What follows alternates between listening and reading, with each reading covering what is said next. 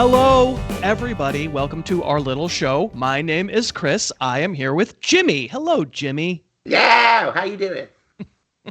I'm doing okay. Welcome to this episode of Harris After Dark, whatever it's called. And it's the show in which Jim McCormick and I preview the upcoming week in football, talk about the games a little bit. Some of the more interesting games, we'll spend some time on how we think the actual football will go. And then we'll also make some picks against the spread. And you can see if you agree or disagree. We want to thank DraftKings for continuing to sponsor us all season long. We'll talk about them a little more as we go along. Jim, as we get going, we like to first of all thank everybody for watching, and then also tell the person out there who made the right pick in last week's show and give them a little pub. This was James Fox. Picked the Cowboys on Thanksgiving. I did not pick the Cowboys on Thanksgiving, and therefore I am in awe of James Fox. I think that could be Dr. Fox on Twitter. Have you seen Dr. Fox on Twitter? I have. Yeah. It also makes me think of Jimmy Fox, all-time baseball legend from the 30s. Played for the Double X. Played for Double X, exactly. Yeah. Jimmy Fox, and he played for the Athletics and then the Boston Red Sox. So, yeah. Red Sox. That's how I know from the Red Sox. It's also based on what's that book? What's the one with Tom Hanks? No Crying in Baseball. It's based on him. So, the League of Their Own. That's based on Jimmy Fox. There you go. Yeah. All right. Well, so we're going to ask you to comment. We always read your comments, especially Dave Pyper, who's of course here along with us producing the show. You ready to get going? Talk about these games. We got a whole raft of stuff to talk about. Yeah, the raft. That's just floating in the ocean. Let's do this. All right, let's do it. So we're going to start with the Thursday game. It's not terrible. Maybe it has the potential to be terrible, but maybe not. Every week I ask you. So this is Seahawks Cowboys. Every week I ask you whether you think Geno Smith is playing any better, and every week you say, "No, Geno." Yeah, me neither. He's not playing very well. I don't put outside the realm of possibility that now this is the moment, right? The market is stupid, right? The general NFL media is a giant bus with one wheel and 100,000 people sitting in it, and they just can't turn, and eventually, they're on to the new stuff so late, and then it becomes like, then Michael Irvin's making a joke about it, and it's played out, and then they're also off of stuff way too late, and it feels to me like finally everybody's catching on. Geno's pretty much been terrible all year, and maybe this is the game where he actually looks okay in a big national TV spot where the Seahawks are still in the playoffs. Given what you know about the Cowboy defense, how likely do you think that is for Geno? Not great. Okay. Yeah, the Seahawks were really bad, obviously, against the 49ers, which that's expected. Yeah. But this front is pretty close to that in terms of multiple looks, moving around Parsons, the way they move around Bosa. It's dangerous. The Seattle line was so good last year. The young guys, not happening this year. They're leaking. We know that Geno isn't. He doesn't move. He's like Jameis Winston with an award. So it's like, it's just not going to happen. So I don't think that this team is poised to flip the switch exactly. And I can see what you're saying, that everyone's on the same dais. There's 5 million people with terrible suits talking on the same dais about how. What I'm saying is this line could be too big in a way, 8.5, because it's for a bad team. My thing is the home cooking with Dallas. They just blow people out of the water at home. They do. They just do it. That's a great Philly line. Blow. Yeah. Water. Out of the water. I actually think if there's a way to beat Andy Behrens was on the show, on the podcast on Wednesday, and said, he has ringing in his head the James Conner game against the Cowboy defense. There is a way for Seattle to run. Please, don't have to play Jason Peters at right tackle. You have some experience with that. You used to root for Jason Peters when he wasn't 43 almost, right? He's not really, shouldn't probably be on an offensive line anymore, but they feel the need. I'm with you. I don't see it. This is much more a referendum on the Seahawks than the Cowboys. I think we expect the Cowboys are going to come out firing because it's what they do. It has potential to be a fun game if Seattle can keep up, but sounds like we're both leaning toward thinking they can't. Yeah. Plus, Dak he really is playing well. I hate to say it, but the man is playing very good football. So he's playing well. The gap is big. So the McCarthy play calling is it's really very much it is, I guess, like younger Aaron Rodgers type stuff. I remember McCarthy, the Packers days as the joyless slog of, oh, he's going to run here, isn't he? He just got really conservative, and then he wasn't calling plays with the Cowboys, and you can have Kellen Moore conversations, but I think he's a little overrated. But now, when McCarthy took over, it felt like it was supposed to be like back to basics. We're going to run the ball. And that's really kind of not what they're doing at all. No, they're passing over expectation, all those things like neutral situations. So, yeah, it hasn't. I expected the same thing. I was hoping for that. I was hoping for Caveman Man, but it didn't happen. So, yeah. All right. Well, we're both on the Cowboys here. We're willing to give the 8.5 points, and we'll see how that goes. The Colts are going to Tennessee. They're coming off a win. Ringing in my head, watching the film on Monday of Colts Buccaneers, was our ironclad assessment last week that, Jim, who has the best roster here? It's clearly Tampa, right? And then I watched the game, and I was like, oh, I guess. I mean, you didn't have Levante David. Maybe that was why. But yeah, maybe we were disrespecting the Colts a little bit there.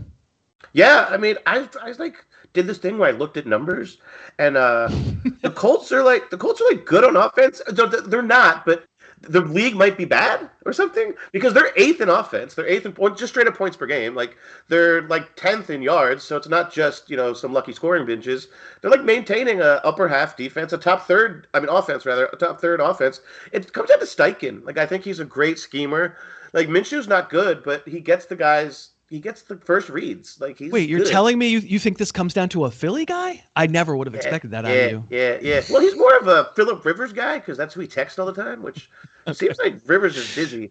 But either way, yeah, I just think he schemes things pretty well. Also, the Titans had, I know we haven't talked about them yet, but they had 15 first downs last week against the Panthers, who were literally they just had quit on site. So just saying. Yeah. Okay.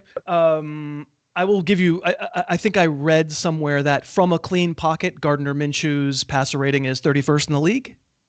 Yeah, but he doesn't like clean pockets. Look, he doesn't even have pockets. He has cut off jeans.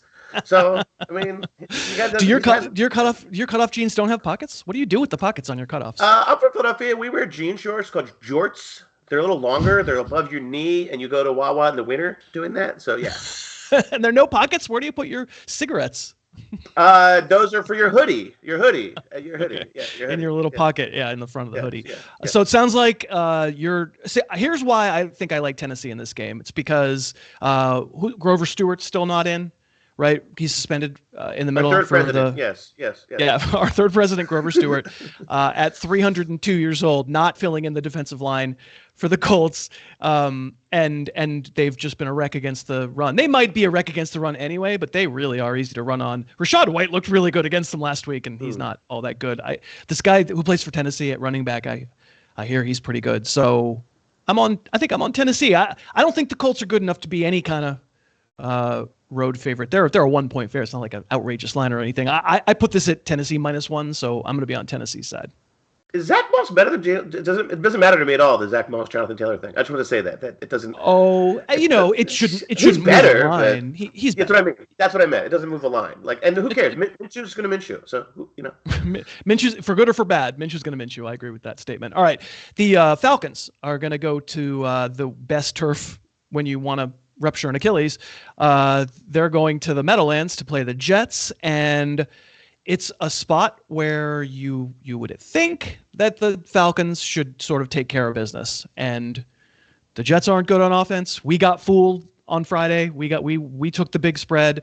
For a little while it looked okay, and then it just became obvious they were never going to move the ball. They're going right back to the same solution at quarterback. That's not good. So this is the moment where the Falcons go, all right, we're not great. We're not winning the Super Bowl, but we're a playoff team. Those guys definitely aren't on offense. Is this Falcons team, in your mind, when you watch them play, the kind of team that does that? Does what? Can step up to the level, you mean? Or like win the game they're supposed to win, even though the Jets defense is tough. It's a road game. It'll be cold. It might be windy, yada, yada, yada. Sure. I mean, last week they ran all over, what was it, New Orleans? New Orleans, right? Yeah, and so they can put up 200 yards rushing. It's their style. Kyle Pitts is never going to see the ball again. But so my thing was it's one of those games where I had it at 3, and it's 2.5, as you mentioned. But it's one of those threes where if I knew if it was under, if it was closer than that I would feel more confident in taking this, just because it's a kicking game. It feels like a gross game. But Tim Boyle is like a I don't know what he is. He's like he's the guy that when they replace an actor in the middle of a series, and it's just like now Tim Boyle's here. It's like he doesn't look anything like the other character, but he's just as bad. It's like the other Darren or whatever. I don't. That's so bad. Vivica, he's the other Vivian. Yeah, he's the other mom on Fresh Prince. All of these references are like 30 years old or 50 years old.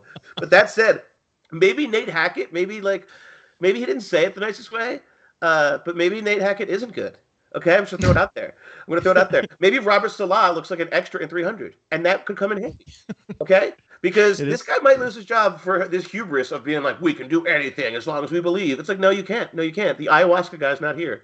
So, also, I do believe that Aaron Rodgers sacrificed many animals or like pagan rituals to get his Achilles back, just to be clear. I'm here to tell you this is all BS, and Aaron Rodgers was never going to play and is never going to play, and this is what he does, man. He creates a media vortex. It's his one gift other than once being a good quarterback and then falling off a cliff. I do not believe for 1 second he was ever close to playing. Does that make me a bad person?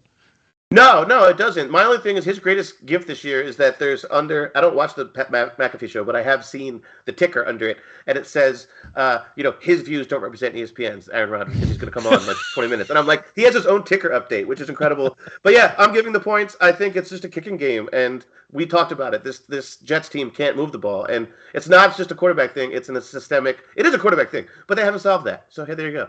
So, yeah. I'm going to answer my own question that you didn't really answer. My answer is I don't trust the Falcons to do this. Of course the Falcons should win this game. Of course they should. Of course they're the playoff contender and the Jets are not the playoff contender. Okay, you did answer it. I'm sorry. I guess I didn't like your answer, so I'm just going to pretend you didn't answer it. I'm a bad person. That's good. That's good. I don't. I'm going to take the points. It's 2.5. I don't know if we said that already. I just like. All the Falcons fans watching, all four of you, like I get it. You believe your team. It's fine. Falcons fans are fine. You're excited. You ran all over those Saints. You really kind of controlled that entire game. I was on Atlanta. I felt good about that game. I just feel this is the moment where everybody starts to go, "Hey, the Falcons are really and then Arthur Smith forgets to wear pants. Like something happens. So overshaves the one side of the mustache. It's just like okay. It's a look, man. It's a look. All right. Speaking of those Saints, they are hosting the Lions, and I am playing wide receiver for the New Orleans Saints. Tell me what you know about A.T. Perry, starting with what A.T. stands for. Angry Tim, because he's Tim Boyle, but angry. So. Wow. Yeah. He's much taller. I think Tim Boyle's probably tall, but probably not as tall. That's why he's angry, because everyone's like, why don't you play basketball? He's like, I play football. So. All right. Well, angry Tim Perry he'll probably be the lead receiver for the New Orleans Saints in this game. I think this game is much, much less about the Saints, who I think kind of are. Derek Carr is exactly what you and I have been saying for weeks and weeks and weeks. Once again, another case where the barge of the NFL media is finally swinging around to reality. We watch these games and we see, I don't care what the numbers say, he's bad, right? And people are finally coming around to that. Saints are what they are. What the hell are the Lions? What the hell was that on Thanksgiving? We both gave a lot of points to that team. Like, can you explain, all the things that everybody tells me, the dumbs, I'm sorry, like Cowboys home, I just don't believe in it. Like that stuff is noise, statistical noise. The stuff about Jared Goff at home, Jared Goff indoors, Jared Goff. Well, everything that is supposed to be in his favor in that game against the Packers was in his favor. And he had little driblets of urine falling out of his uniform for the entire game.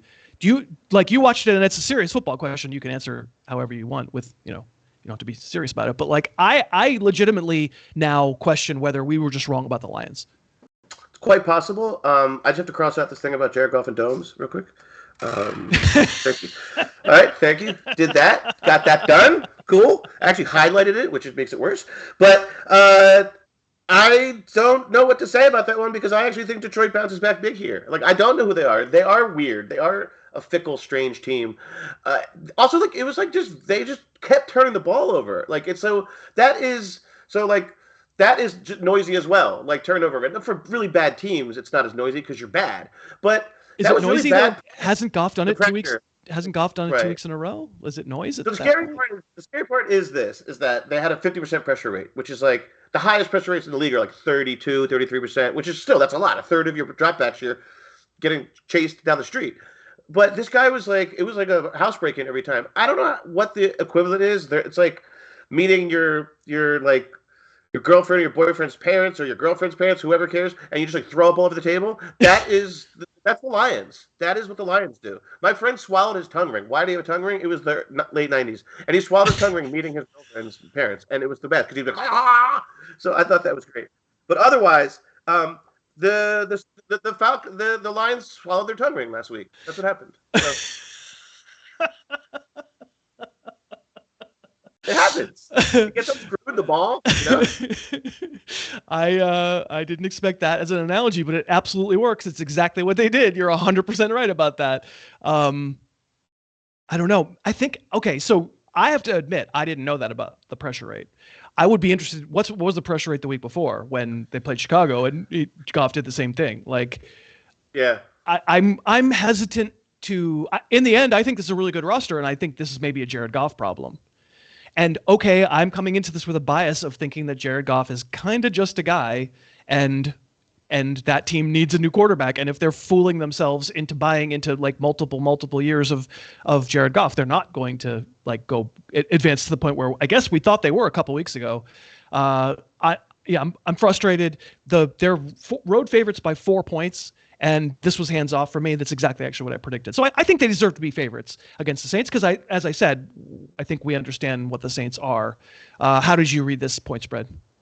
I had it -6. I know that's big, but I just think the Marcus Lattimore on IR thing. We talked about that last week. It changes everything. It's one of those like linchpin players. It's almost like when Tre'Davious White went down for Buffalo, and then they lost Milano.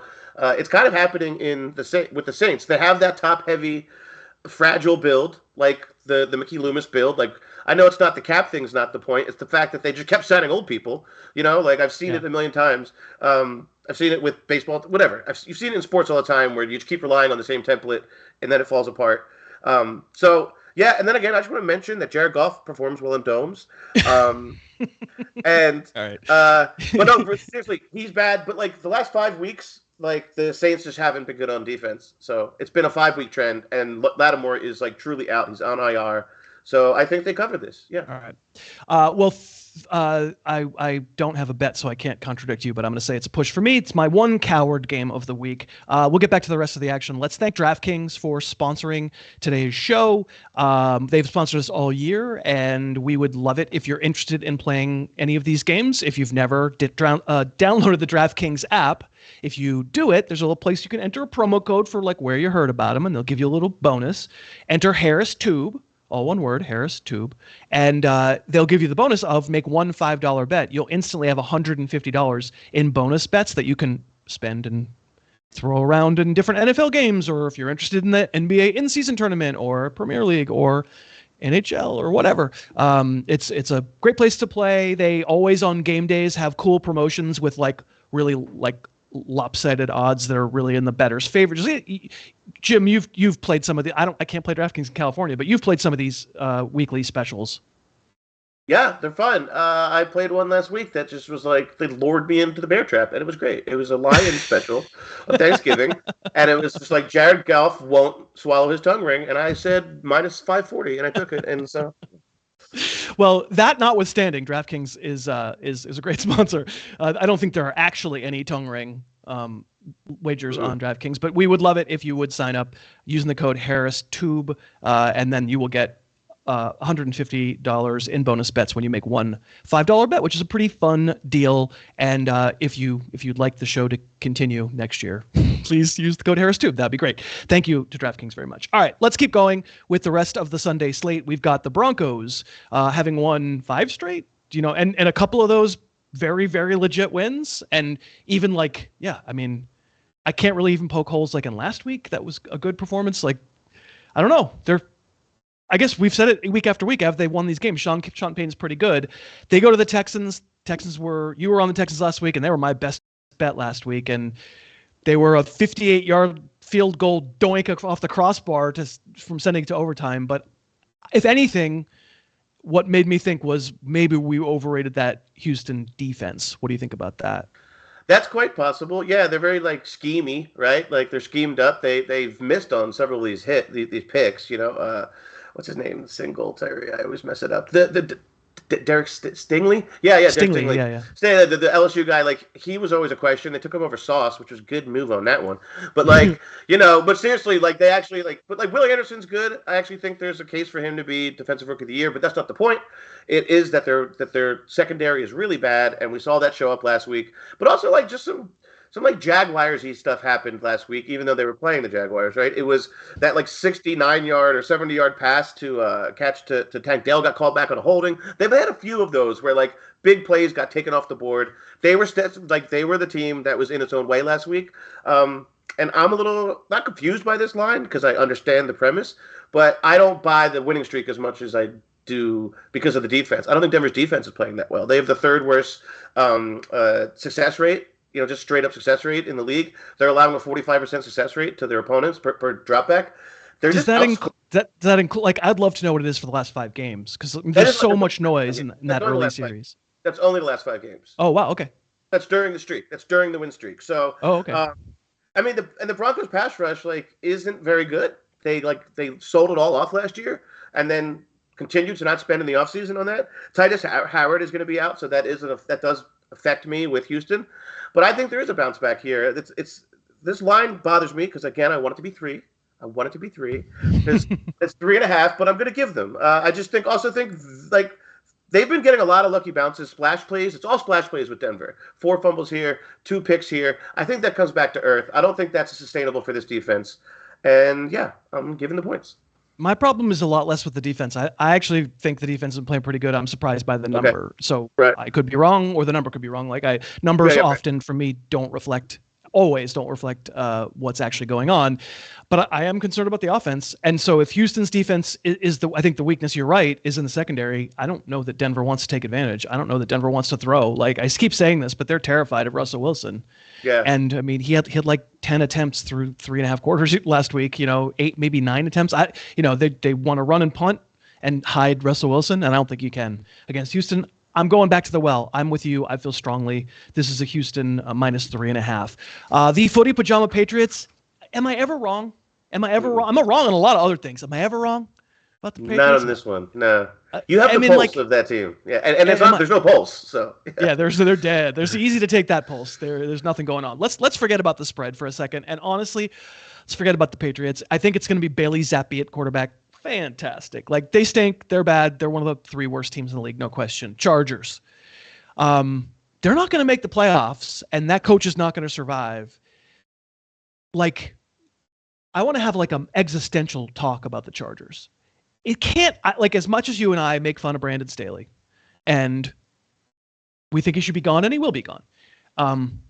It can't all be on him. There is something of the loser about not just the wallpaper and the building and the owner and all that. There's something of a loser about the players.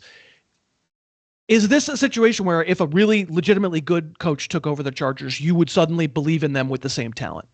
I don't think so. That's starting to seep into my belief now too. Like I always thought, and that they were always the all-season darling, and I was in on that. I was on that dais with 700 goons, just like saying, just being like, of course they're good. They have Derwin James, and and then like Derwin James breaks his foot. Joey Bosa like just never plays.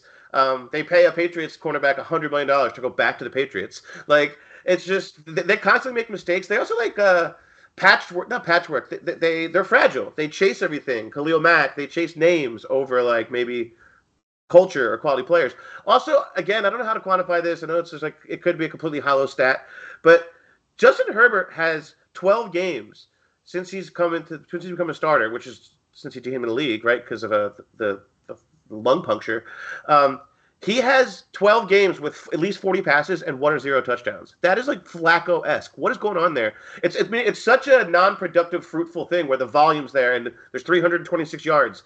But they just don't finish. They don't finish drives. And there is an Eckler thing happening, whether it's age. And also you said it's how they're using him. They don't get him the satellite plays anymore. It's just like they're ramming him up the middle. They don't have a culture, I guess. That's a terrible word. It's intangible. But you see it. Maybe the culture is just having a really good quarterback, like you talked about Tom Brady. So maybe I'm just completely off with all this intangibles. But yeah, there is something to their ideals of who they go after, I think. Like, Mike Williams is just like, cool. I'm just going to give Quentin Johnston. Yeah, you blew that one too. I agree. And like, it's easier to clear out the players. Like, is the GM gone? That's a big question. I don't know the answer to that question. But I'll say the coach certainly will be gone.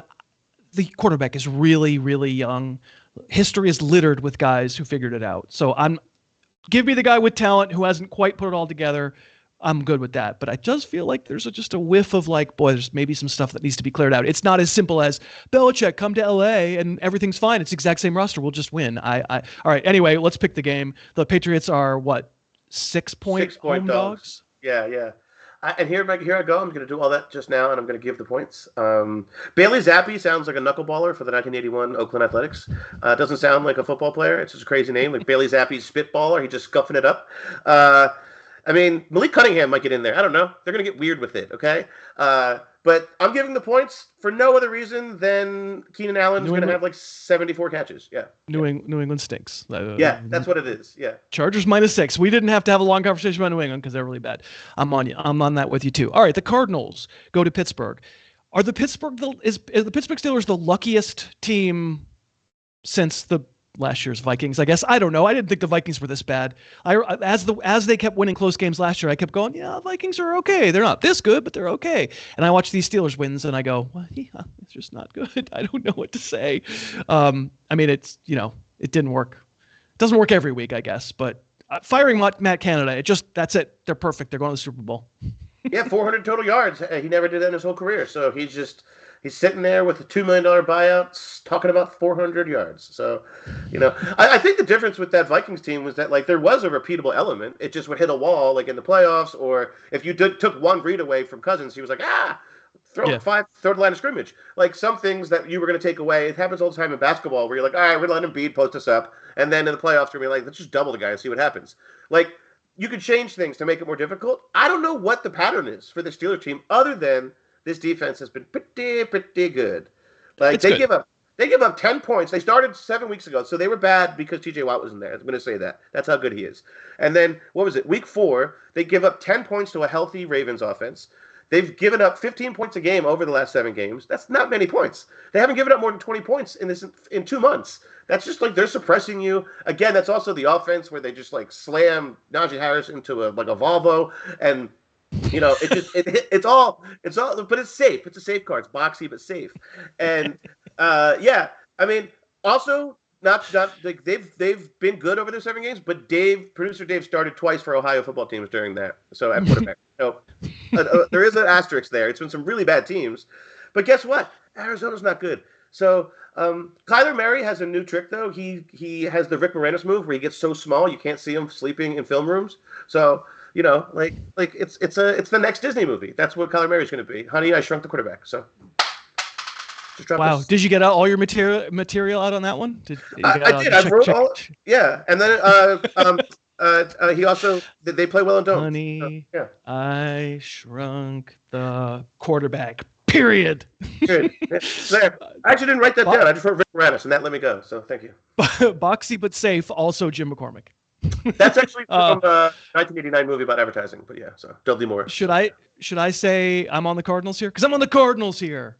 Yeah. My premise informed the way I feel about the Steelers team. The defense is legitimately really good, but I think Murray will make plays, and I think just it's too many points. 5.5. Too many points. All right. Speaking of a lot of points, the Dolphins go visit the Commanders. We don't need to spend a terribly long amount of time on this unless you have some revolutionary thing here. The only thing I'll say is like Tua's really taken a step back, and I watched that Friday game, and this is where numbers don't really tell you everything. Those 2 interceptions. I mean, okay, the first one, it's the 2-minute drill. They're trying to drive. They're trying to get in field goal range. It's probably good read. It's probably just a really good play by the defender right on the sideline, that one throw. And then the other interception was with 5 seconds left. Who cares? They're just trying to see if they get in field goal range. And otherwise, he was unimpeachable. He was very, very good.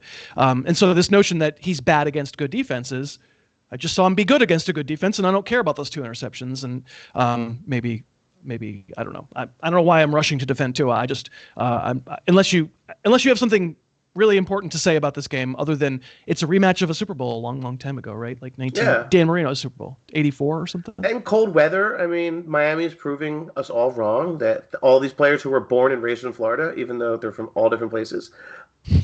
I like that one. My only thing is I just want to pray to the altar of Matt Schaub that Sam Howell can lead the league in passing yardage. That's my only goal. I have that at like plus 75,000. Thank you, DraftKings. Do you really? Do you have No. But I had it. Okay. I did buy it. I bought it like for like plus 3,000 recently, like Okay. in October. So all right. So, yeah. You could just pray to the altar of Geno Smith. That's more recent. It's true. Same. We might look back on that with the same level of chagrin of a yardage passing leader. I'm on the Dolphins minus 9.5. You?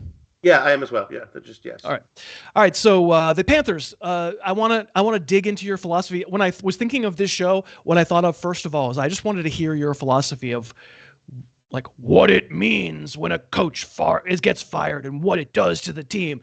Because you and I both know the truth is that, sometimes it works and sometimes it doesn't. And all we ever remember are the times when it works. So everybody decides, there's definitely a bump, when of course there isn't sometimes a bump. But like, I want to hear like the Deus version of what this will do for the Panthers. Yeah, I mean, I think everyone's just going to get together in a room and talk about football, and they're going to be like, when do our checks deposit? Are they direct deposit still? And then they're going to be like, are there more or less Bible verses? Probably less, because Frank Reich's gone. So they're probably okay with it. Yeah, that's it. I mean, I think they're okay with it. I just don't think it means necessarily anything. It does not congeal anything. No, it doesn't bring the team together. No. The Panthers are going to visit Tampa, where I guess people are saying Todd Bowles is just fine, and they're the youngest team, and blah, blah, blah, blah, blah. And why is Todd Bowles just fine? He is the defensive coordinator, and that's what he is. He's one of those guys. He's like Vic Fangio. It's like, get out of here. Go back to your job. Right. You know? Like stop. That's what I don't understand. Like, don't people kind of realize that? Like, all we have is time in life. Are we going to really waste years on Todd Bowles as the Tampa head coach? Like, okay, yeah, you're a young team. Go get a good coach and coach all the young players. Like, I mean, nothing against Todd Bowles. I think he's okay, but yeah, they keep showing Dave Cannelli, the offensive coordinator. They always show him because he's handsome, and I think it's the ladies walk by with with I don't know what I'm holding here. The ladies walk by the TV and they say, "Ooh, who's that?" And that's the only reason they show him. That's my theory, but he's not a good coordinator. No, it's like leave the gun, take the Mike Cannoli, or whatever his name is. So, like that's what I'm into. Dave Cannoli, Tom Cannoli. So, yeah, Carl Cannoli. I'm giving the points, though. I just think you can't save the Tweety Bird thing. I just don't think anything really changes. Bryce Young is just an injured little bird. And maybe something happens, but I think they got Fultzed. I think you can understand what that means. They got Markelle Fultz here. They did not get Tatum. Boston did, and Philadelphia. So it's the same analogy. You messed up, because I remember with like 3 weeks into the season, you already started hearing chirps about that this is what the offensive coordinator wanted, and this is what Reich wanted. It's like you guys are already leaking that you wanted Stroud. That is not good. It was week 3, and by week 2 we talked about it. By week 2 he was missing a game for the exact reason that there was doubt. So I just don't buy it. Tampa they're not that good, but again, they're not good. But this team isn't good either. So there you go. And I think Bryce Young played well last week. Okay. I'm going to blow up your spot right there. Sure, Bryce Young played a good game last week. He actually was legitimately good, but there's just nothing there. Nobody can score. There's just bad. Did you see the inverse toe tap? Like, I don't know what it is, but the guy like shuffled his feet out. It was like inverse toe swag. He was like, he hopped out. It was like playing Floor is Lava. You know what I'm talking about, producer Dave. So yeah. All right. I'm also on Tampa minus 5.5. All right. The big one. Waiting for your. I wrote this down wrong, by the way. The Niners are the ones who are the favorites. I don't know. You guys probably figured that out. I somehow wrote down that the Eagles are favored, but the Niners are favored coming to Philly.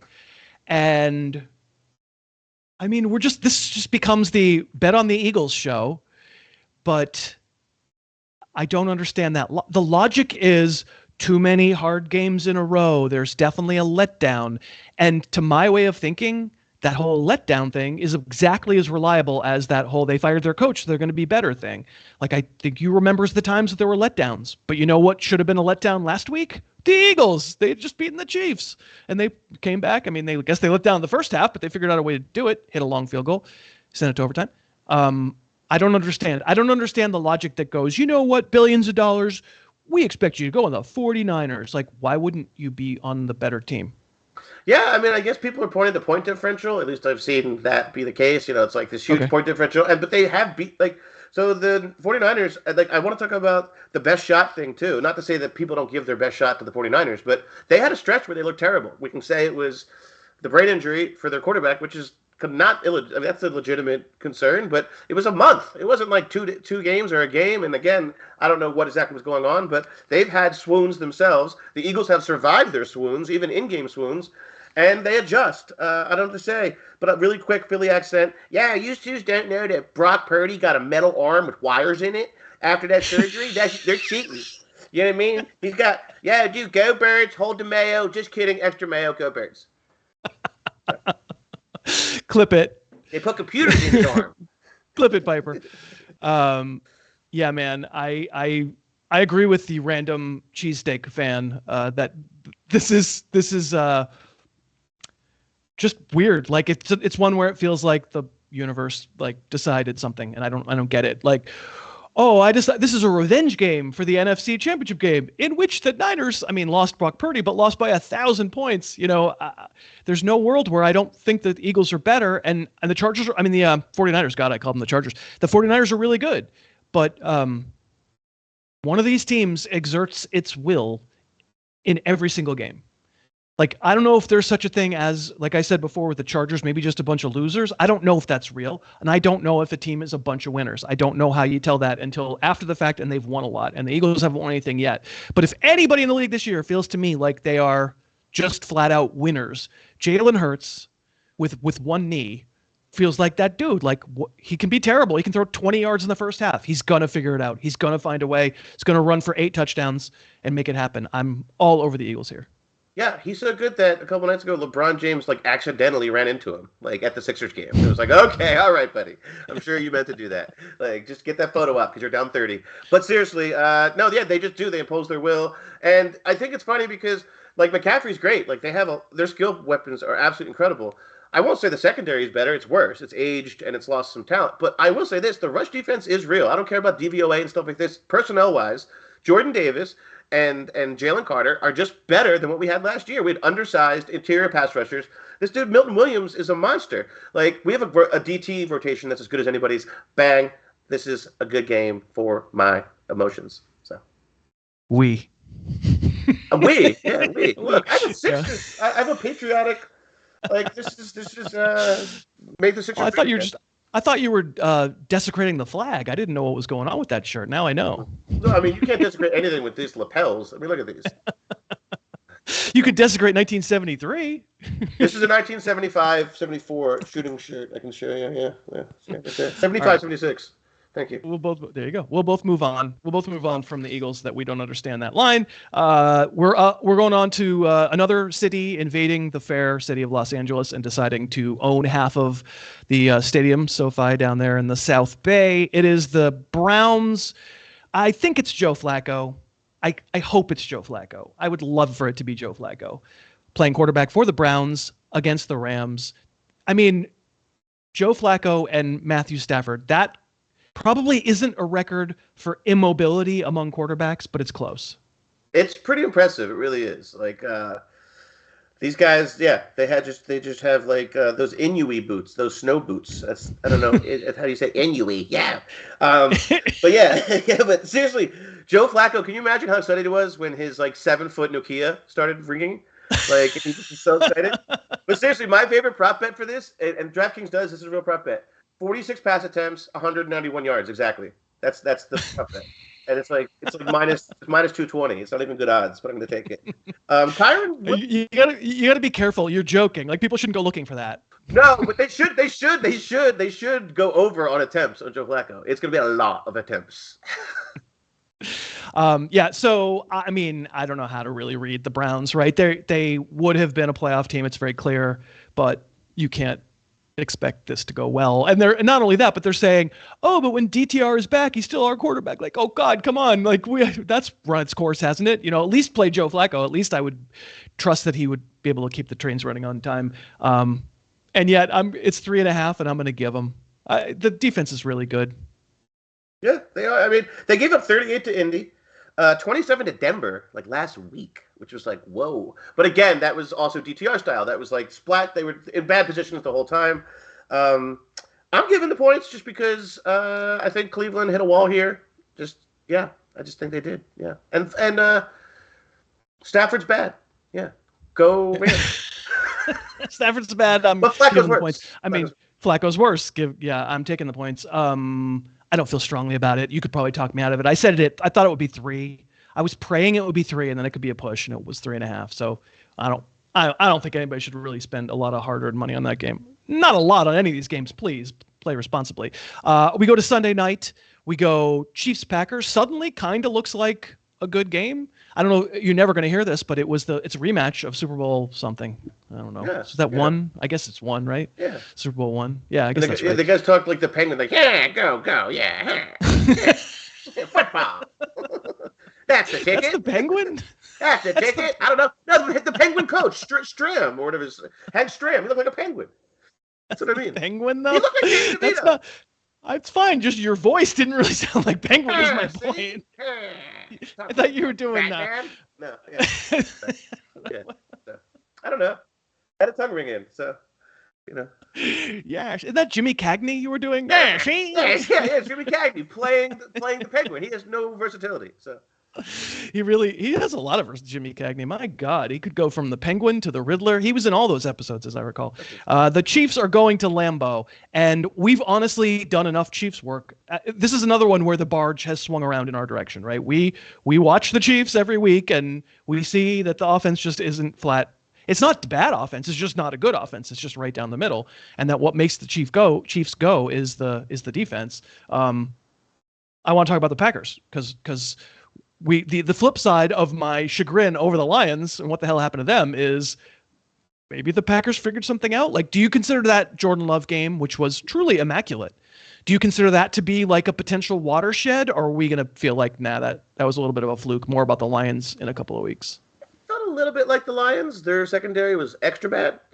Also, just like the position, he was in constantly positive field position, constantly, and they were on the field the entire game, that Lions defense, and they run high snap. They don't rotate the way that a lot of defenses do it in the modern day.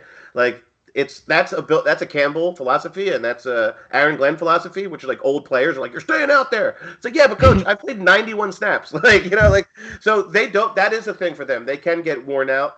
But yeah, I mean, I don't really believe it. I do believe Rashawn Gary, that pass rush looked real. I just don't think you're going to do that against the Chiefs. I think you could do that against. You've been, sorry to interrupt, but you've been waiting for that Green Bay defense. I mean, back in September, every week you were like, they're good. I swear, guys, these guys are supposed to be good. Come on, man. And you kind of gave up, and then they immediately started to play well. Yeah. Right when I gave up, yeah.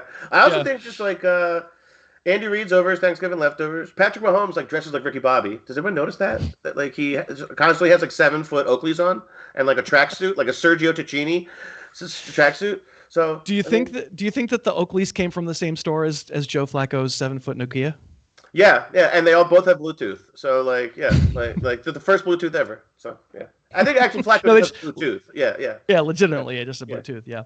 I think I'm willing to buy it. I'm more willing to buy Jordan Love a little bit, and I will watch this game and probably. I'm not saying I'm fully in or anything, but you have my attention. I think I've said it on the show the past couple of weeks, but the 2 end of game situations the 2 weeks prior. In big spots, one of them against the Steelers, and he didn't win, but he really moved the ball twice in high leverage, high pressure, gotta have it situations, and was awesome on those drives. And then he turns around and he was pretty awesome against the Lions. And it's the kind of story that if he ends up being good, we'll look back on this as the moment we started to believe. And I grant you 100% that it could have been circumstantial and it could be fake. I mean, hell, Mac Jones beat the Bills, and I was like, well, maybe they have something here, right? I'm a sucker, right? Yeah. But I'm a little. I mean, you're right. This is like we've been saying for 2 months. What the engine of the Chiefs is actually the defense, and it's not like it's a perfect defense. It's not elite or anything, but there are parts of it that are very good, and it is overall a very good defense. And they blitz from everywhere, and they have good outside corners. That's generally good against NFL quarterbacks. So yeah, right, yeah, and so whatever. I guess in the end, I'm gonna take the points. So I didn't say it. The Chiefs are 4-point road favorites, and 6 point, I feel like it's. Oh, sorry, 6. Yes, not 6. It's 4. Not 4. It's 6. I feel like 6. I said it at 4. I feel like 6 is too much. I'm on the Packers. Am I underselling Watson because he looked really good and he was terrible for most of the year? And he's one of these guys who I think when he does care, he's got the Alshon Jeffrey go-go gadget thing. He's just I'm good now. He looks awesome. Yeah, when you said Watson, I was like, wait, Justin Watson? What are you talking about? And then I realized you meant Christian Watson. I meant Sherlock Holmes' partner in crime, but yeah, so yeah. Well, I mean, he does have go-go gadget arms. That's actually canon.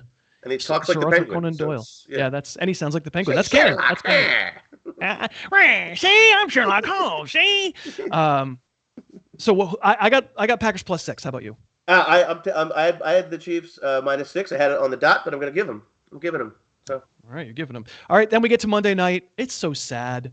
It's funny. I read a thing. It might have been in a Philly paper from this past week about when the NFL flexes, and I'm just living in hope. Please flex this game. Don't make us watch the freaking Jake Browning. Don't make us watch the Bengals. This is the Bengals going to Jacksonville as it was as bad as you could have imagined against the Steelers last week. It was really bad. I guess the only circumstance under which they'll flex is when neither team is in the playoff picture. And Cincinnati's not in the playoff picture anymore, but Jacksonville is. I don't know, man. There's so many injured quarterbacks and so many unwatchable games as a result. Do you really have to put one on national TV? I mean, I don't know. I don't know the flex rules. So they run out of flexes. It's like a coach's challenge. You can't flex everything. They do. Yeah, they do. They have a limited number of things they can flex. I think they had to prioritize and be like, sorry, Jacksonville. No, I think the NFL won't let you, or at least it's a gentleman's agreement that if either team is in the playoff picture, they won't flex it out. That makes sense. It does. Also, if you have a guy who looks like Larry Bird with long hair, you gotta let him do it. Go Trevor Lawrence. Seriously, he looks like hair, a Saluki. He looks like a Saluki. I don't know what you're talking about. He does. He looks a little Viking-y. He looks like somebody. He looks like a Dutch guy in a Disney movie. But we did this. He looks like a dog. We did this. We did do this. I'm so sorry. We completely did this. And parents jumped in on everything. We had a great thread on it.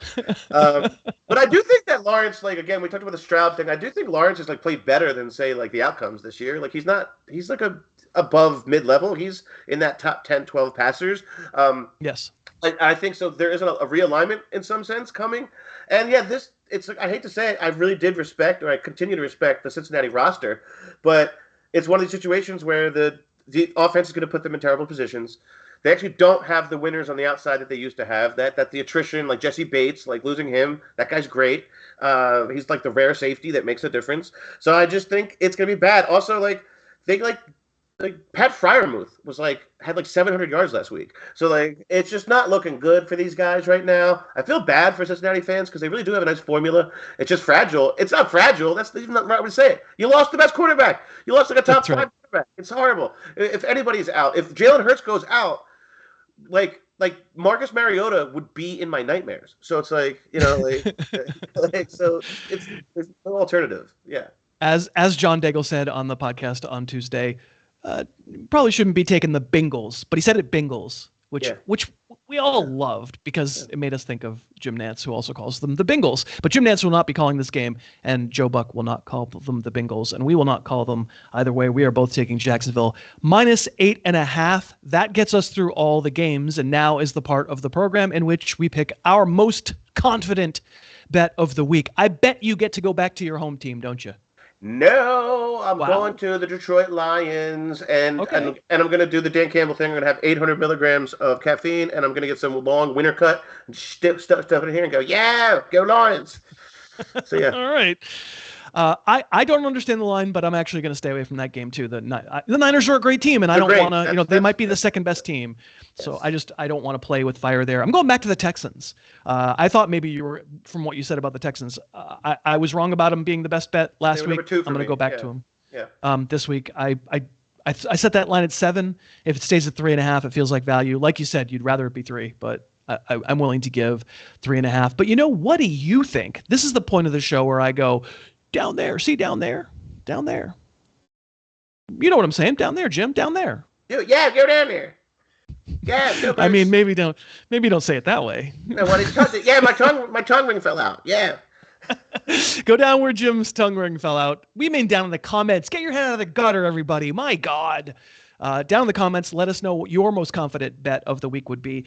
We will shout out someone next week. And even if you don't have a most confident bet, leave comments because producer Dave spends a lot of time on the show. And if you write nice things or funny things or whatever, just leave a little note.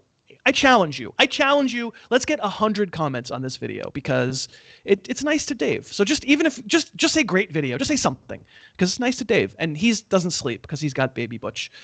that's going to do it. We made it through week 13. We hope you enjoyed the show. I want to thank DraftKings once again for sponsoring. If you sign up, please use the code HarrisTube. It helps us out. We would love to have DraftKings as a sponsor for this show for next year. For producer Dave, for every miscellaneous Pyper there is, for Jim McCormick, and for myself, my name's Chris. Thanks for watching. We'll see you. Thanks so much for watching. Please, please, please smash that like button. Write a comment, tell us who else you'd like to see us review film on, and of course, best of all, please subscribe to our channel and then click that little bell above the subscribe button and you'll be notified whenever we post a new video.